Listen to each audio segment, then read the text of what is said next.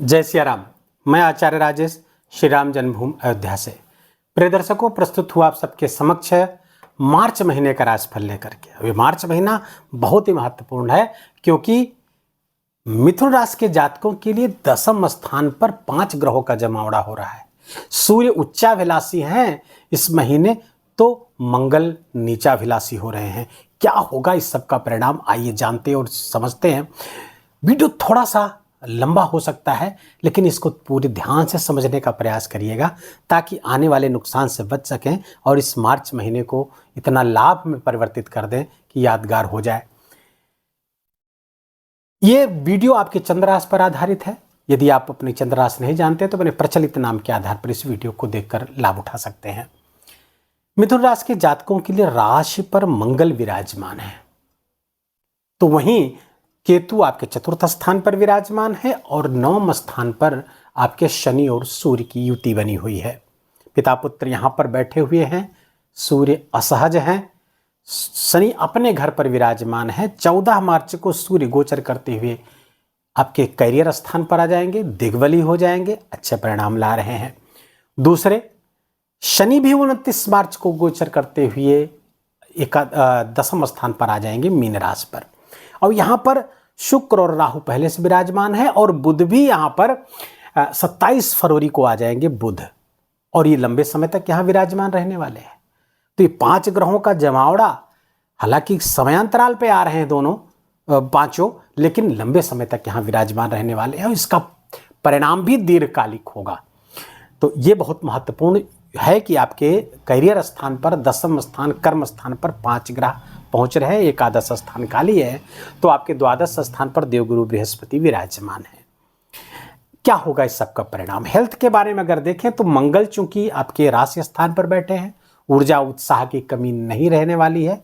लेकिन चूंकि 24 फरवरी से मंगल नीच के हो रहे हैं, नीचाभिलाषी हो जाएंगे। जैसे ही 24 फरवरी को मंगल मार्गी होंगे, अभी वक्री चल रहे हैं, 24 फरवरी को ये मार्गी हो जाएंगे और मार्गी होते ही चूंकि इनके ठीक आगे कर्क राशि है, इनकी नीच राशि है, तो ये नीचाभिलाषी हो जाएंगे और थोड़ा थोड़ा नीच का फल देना प्रारंभ कर देंगे। तो थोड़ा सा हेल्थ के प्रति सावधान, खासकर क्रोध और ब्लड प्रेशर के प्रति आपको बहुत सावधान रहने की आवश्यकता है।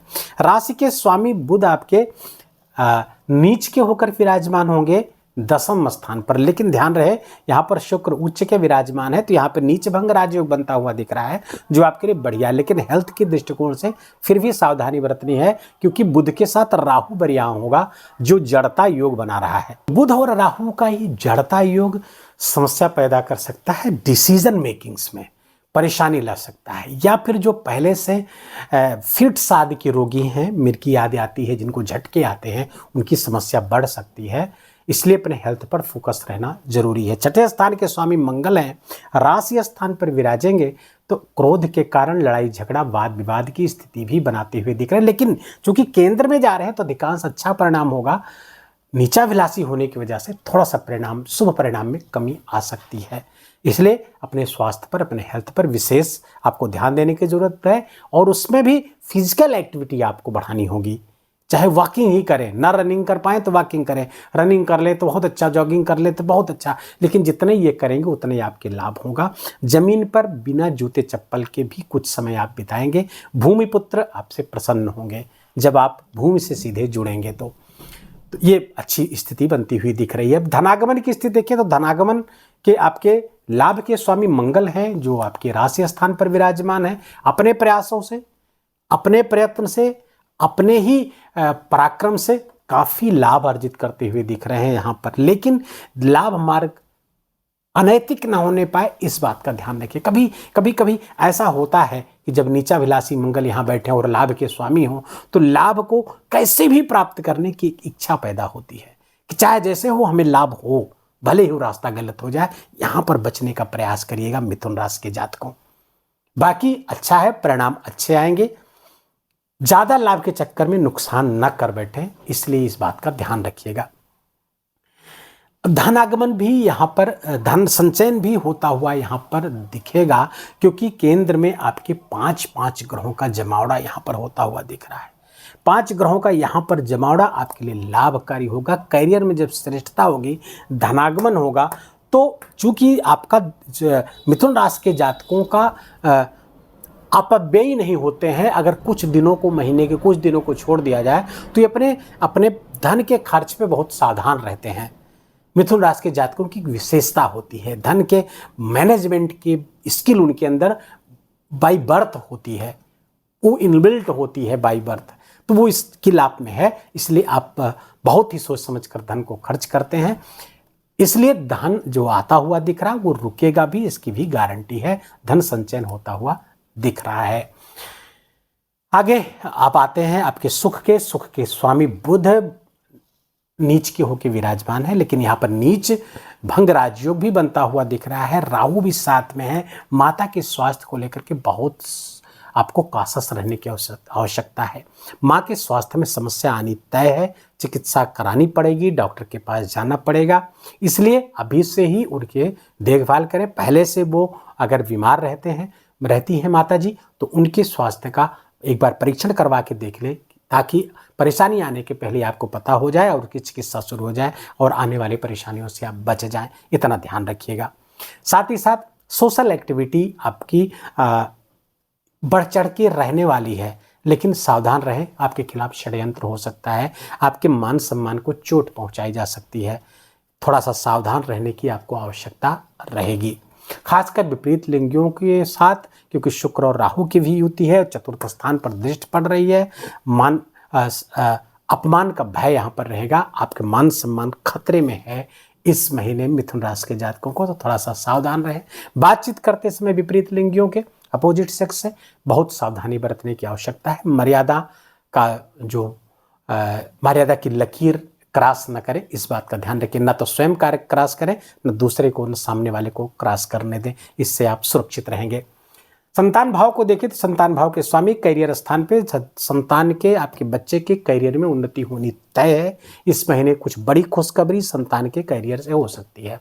आपके स्वयं के भी करियर में कुछ भी यहाँ से प्रमोशन के योग बनते हुए दिख रहे हैं। कुछ बड़ा टारगेट आपको मिल सकता है, बड़ा प्रोजेक्ट मिल सकता है, और कुछ अवार्ड भी यहाँ पर प्राप्त होते हुए दिख रहे हैं आपको, क्योंकि सूर्य दिग्बली 14 मार्च के बाद होने जा रहे हैं 10वें स्थान पर। ये कुछ बड़ा परिवर्तन, कुछ बड़ा लाभ आपको करियर से देते हुए दिख रहे। करियर में श्रेष्ठता, नौकरी की तलाश करने वालों को नौकरी की तलाश पूरी हो सकती है, बशर्ते कि उनकी लग्न कुंडली में, कि मूल कुंडली में किसी विपरीत ग्रह की दशा न चल रही हो। अच्छे परिणाम आते हुए करियर से जरूर देखेंगे, क्योंकि इतने ग्रहों का जमावड़ा और विपरीत स्वभाव वाले तो एक दूसरे को बैलेंस करेंगे, और एक दूसरे को जहां बैलेंस करेंगे अच्छे परिणाम आएंगे। आपके 10वें स्थान पर जहां एक तरफ सूर्य और शुक्र का कलानिधि योग बनेगा, तो क्षमा करिएगा, बुध और शुक्र का लक्ष्मी नारायण योग भी यहां बनता हुआ दिख रहा है, जो अच्छे परिणाम आपके लिए लाता हुआ दिख रहा है।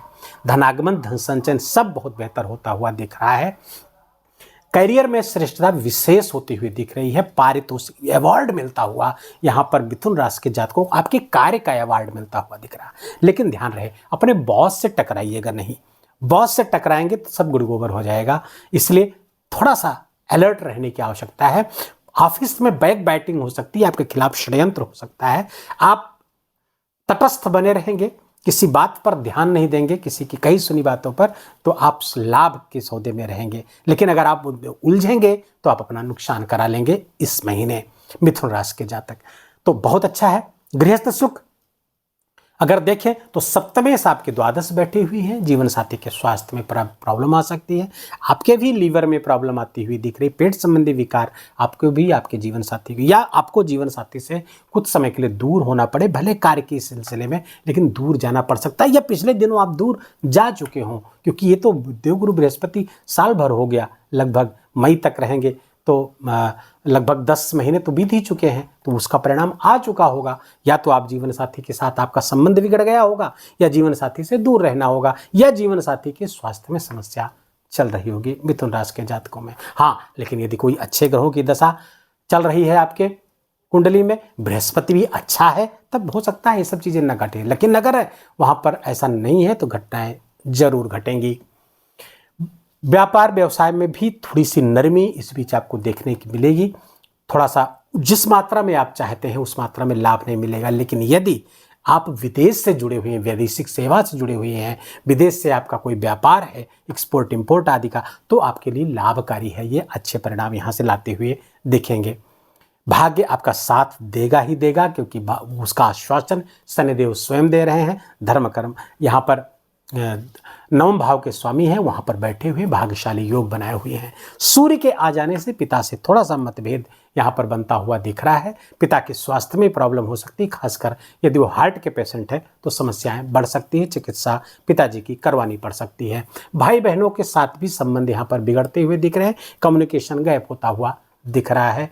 वहाँ पर थोड़ा सा संभल करने की आवश्यकता है, संभल के चलने की आवश्यकता है। वाणी के प्रयोग के प्रति थोड़ा सतर्क रहें, क्योंकि मंगल जब राशि पर विराजता है तो वाणी को कड़वी कर देता है और कठोर शब्द आप इस्तेमाल कर सकते हैं बातचीत में, उस बात का ध्यान रखें। ऊर्जा उत्साह अच्छी बात है, साहस अच्छी बात है, लेकिन इसका दुरुपयोग ना हो, गलत डायरेक्शन में न जाए, इसके प्रति आपको सतर्क रहने की आवश्यकता है। मंगल राशि पर चूंकि बैठे और चौथी दृष्टि आपके सुख स्थान पर पड़ रही है और आपका सुख स्थान विशेष रूप से एक्टिवेट होता हुआ दिख रहा है। क्यों? क्योंकि मंगल की दृष्टि चौथी, गुरु की 5वीं दृष्टि और इन ग्रहों की 7वीं दृष्टि, तो आपका सुख स्थान तो विशेष एक्टिवेट होता हुआ दिख रहा है। लेकिन ये नेगेटिवली इफेक्टेड होगा और पॉजिटिवली इफेक्टेड होगा, दोनों प्रभाव परिणाम आपको प्राप्त होंगे। ये नहीं कि केवल सकारात्मक, केवल अच्छा ही अच्छा होगा, नहीं, ऐसा नहीं है। इसके गलत परिणाम भी आपको प्राप्त होंगे। अपने आचरण पर बहुत नियंत्रण रखने की आवश्यकता है, अपनी वाणी पर बहुत नियंत्रण रखने की आवश्यकता है। मंगल की चौथी दृष्टि यहाँ पर खलल पैदा कर सकती है, भूमि संबंधी विवाद करवा सकती है।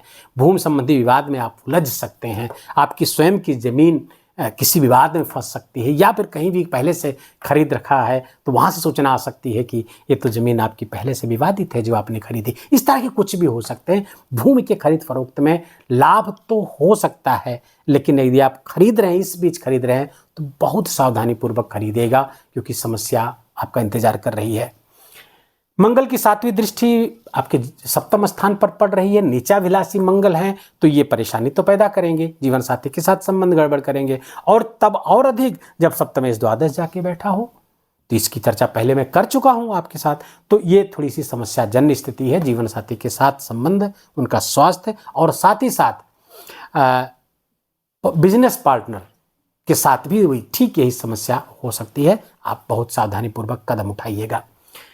भाग्य आपका साथ दे ही रहा है, बाकी चीज़ें बहुत अच्छी हैं, लाभ, कैरियर, भाग्य, सब स्थिति अच्छी है। हाँ, थोड़ा सा सतर्क रहने की आवश्यकता रहेगी। देवगुरु बृहस्पति की जो दृष्टि है 8वें स्थान पर, ये अच्छी दृष्टि हो जाएगी। यद्यपि उनकी नीच की दृष्टि होगी, लेकिन द्वादश स्थान पर बैठ करके शत्रु के घर पर यहाँ पर बैठेंगे और नीच की दृष्टि डालेंगे, तो ये थोड़ी सी कुछ मामलों में आपके लिए अच्छी हो सकती है, वो भी मेडिटेशन के लिए, अकल्ट के लिए, ज्योतिष के लिए, साथ ही साथ कुछ आध्यात्मिक साधनाओं के सफल होने के संकेत दे रही है। इस बीच अगर आपकी इसमें रुचि जागती है तो उसमें सफलता निश्चित है। योग आदि के प्रति आपका विशेष आकर्षण इस बीच बढ़ने वाला है, तो उसको, वो तो अच्छा ही है, उसको आप फ्लरिश करिए।